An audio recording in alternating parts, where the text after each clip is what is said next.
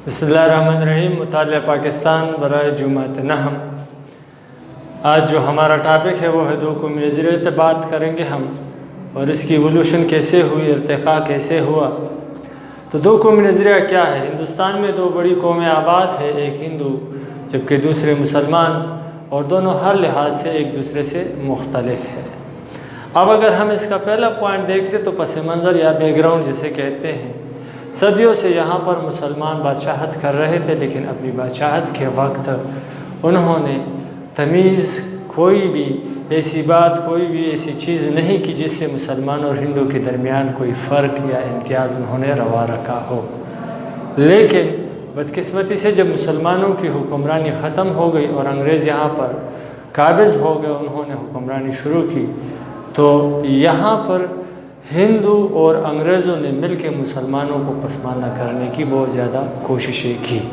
तो उस वक्त अगर हम देख लें तो सर सैयद अहमद ख़ान एक ऐसी हस्ती थी, 1857 की जंग आज़ादी के वक्त वो चाहते थे कि हिंदू मुस्लिम मुत्तहद रहे।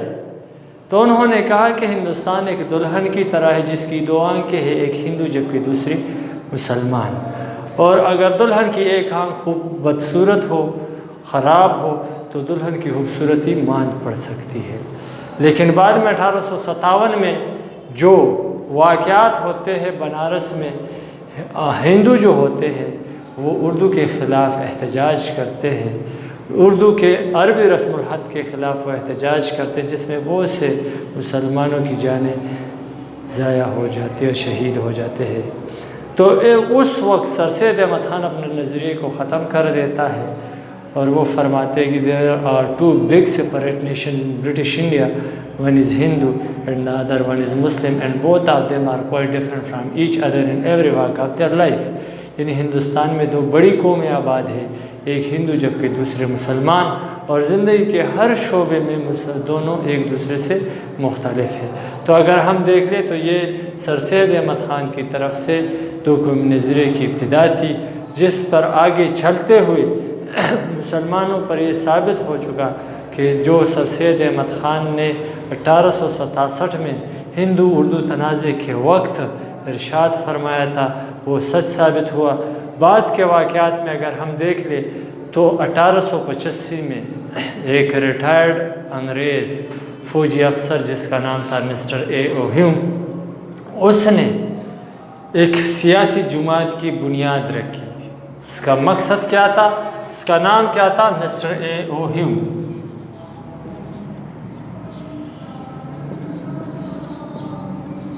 ये एक रिटायर्ड फ़ौजी अफसर था। इसकी कोशिश थी कि अंग्रेज़ हुक्मरानों और हिंदुस्तानी अवाम के दरमियान एक राबिता हो। तो उन्होंने ऑल इंडिया नेशनल कांग्रेस कायम किया, लेकिन बहुत जल्द ही उसमें ज़्यादातर हिंदू शामिल हो गए और ये हिंदू अक्सरियत पार्टी बनने लगी। जब हिंदू अक्सरियती पार्टी बनने लगी और तो उस वजह से जो मफादात थे वो हिंदू कम्युनिटी के ज़्यादा प्रमोट करने लगे और मुसलमान दुश्मनी इसमें ज़ाहिर होने लगी। इस तरह जब मुसलमानों को बेदार करने में सर सैयद अहमद ख़ान ने जो दूसरी कोशिश की वो था तहरीक अलीगढ़।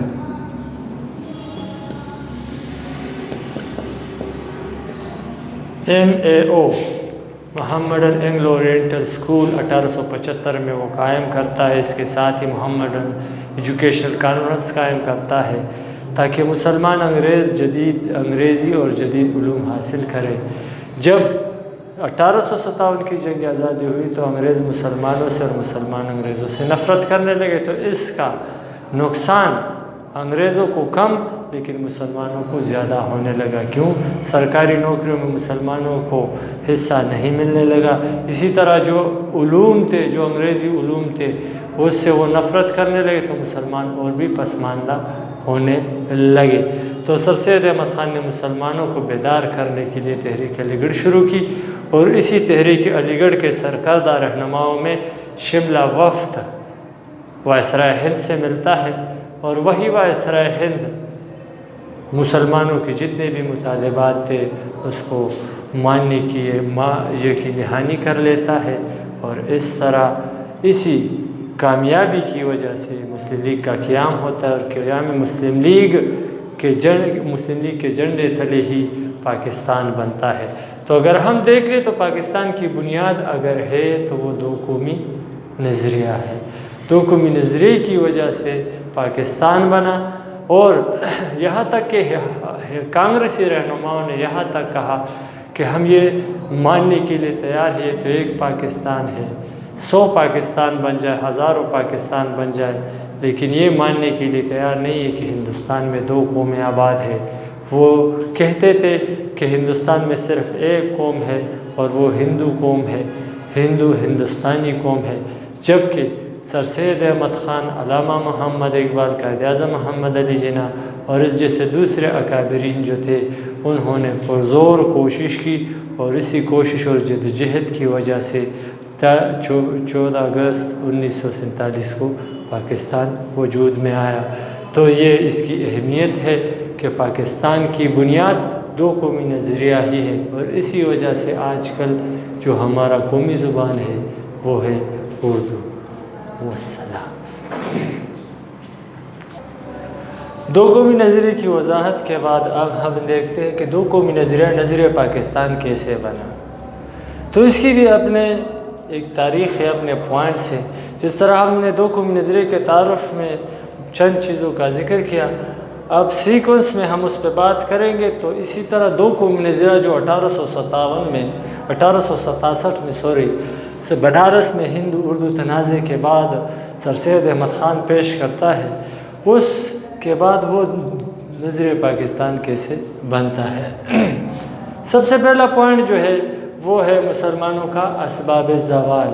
مسلمان اگر ہم دیکھ لیں تو یہاں پر محمد بن قاسم آئے، محمود غزنوی آئے، شہاب الدین غوری آئے، پھر اس کے بعد سلاطین دہلی آئے، پھر اس کے بعد وہ جتنے بھی ابراہیم لودھی یا لودھی خاندان، پھر اس کے بعد مغل خاندان، شیر شاہ سوری وغیرہ یہاں آئے۔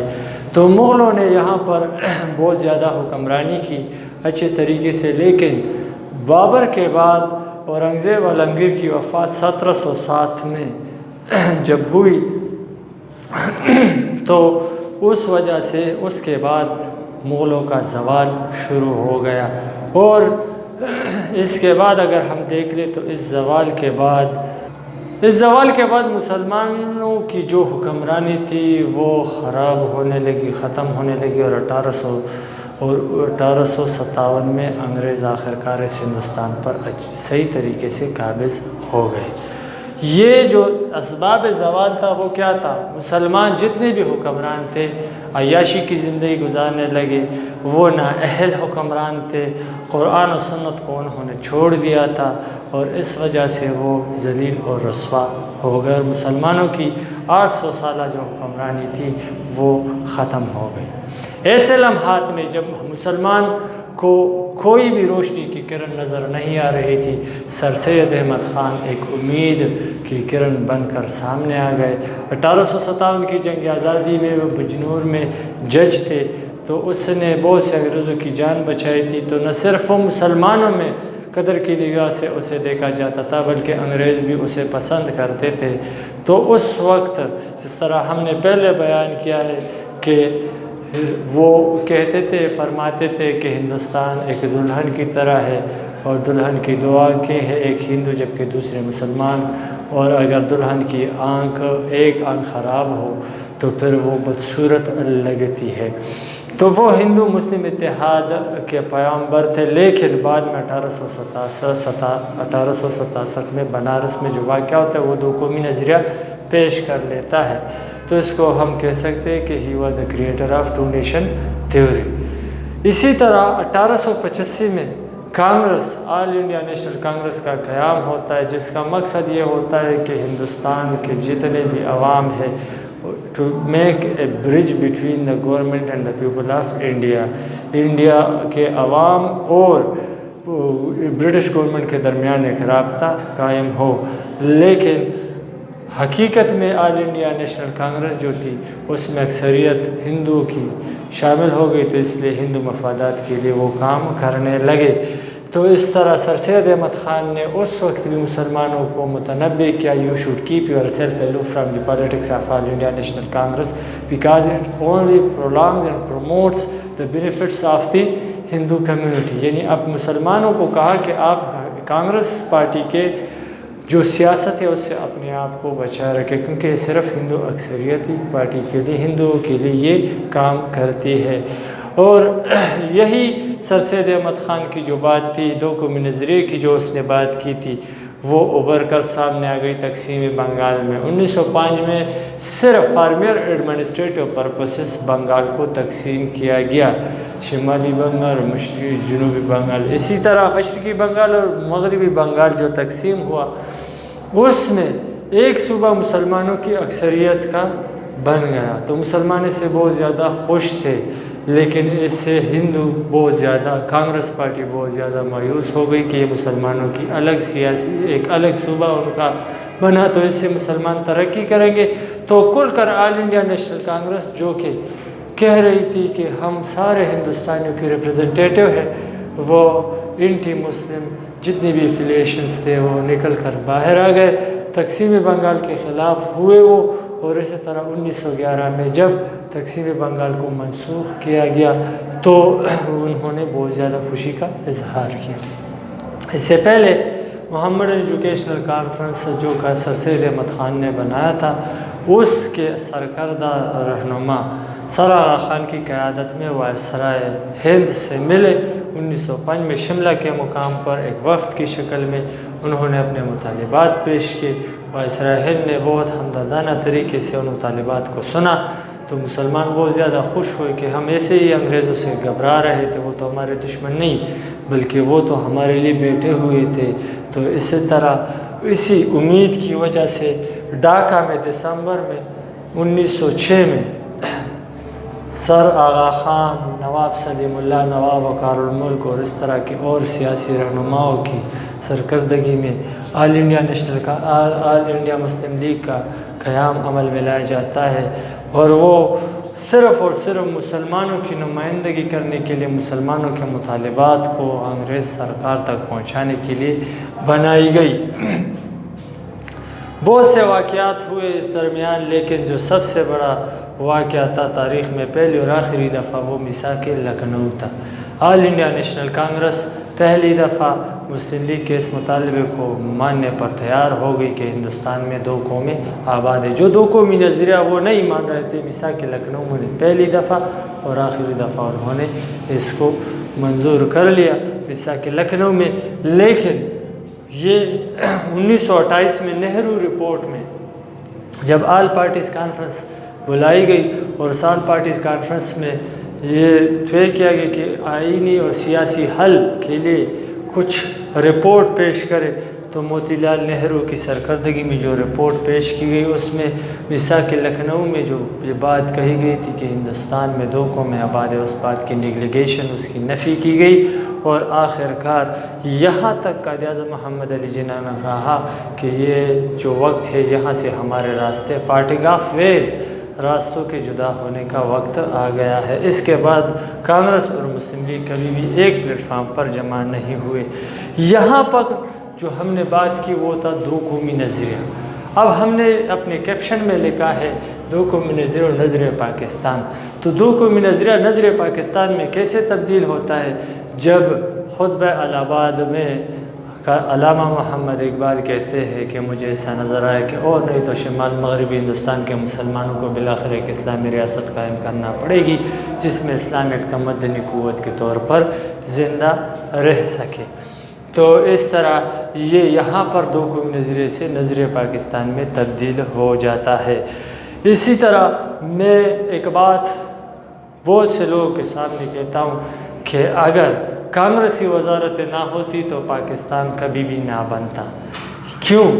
جب 1936-37 میں انتخابات ہوئے تو 1936-37 کے انتخابات میں 11 میں سے 8 صوبوں میں کانگریس نے حکومت بنائی، لیکن ان 2.5 سالہ حکمرانی میں جو مسلمانوں پر جتنے مظالم ڈھائے گئے، جتنی باتیں کی گئی، جتنے مشکلات مسلمانوں کے لیے کھڑے کیے گئے، ان کو اگر ہم دیکھ لیں تو اس سے ایک سوچ مسلمانوں میں پیدا ہو گئی، اور وہ سوچ یہ تھی کہ اگر ہم ہندو اکثریت کے ساتھ رہے تو ہمیشہ کے لیے ہم مغلوب ہو جائیں گے۔ یہی سوچ لے کر قرارداد پاکستان 23 مارچ 1940 کو مسلم لیگ کے سالانہ اجلاس میں لاہور میں پاس ہوا، جس میں ایک الگ اسلامی ریاست کی بات کی گئی، اور اسی دو قومی نظریے اور نظریہ پاکستان کی وجہ سے 14 اگست 1947 کو پاکستان اس دنیا کے نقشے پر معرض وجود میں آیا۔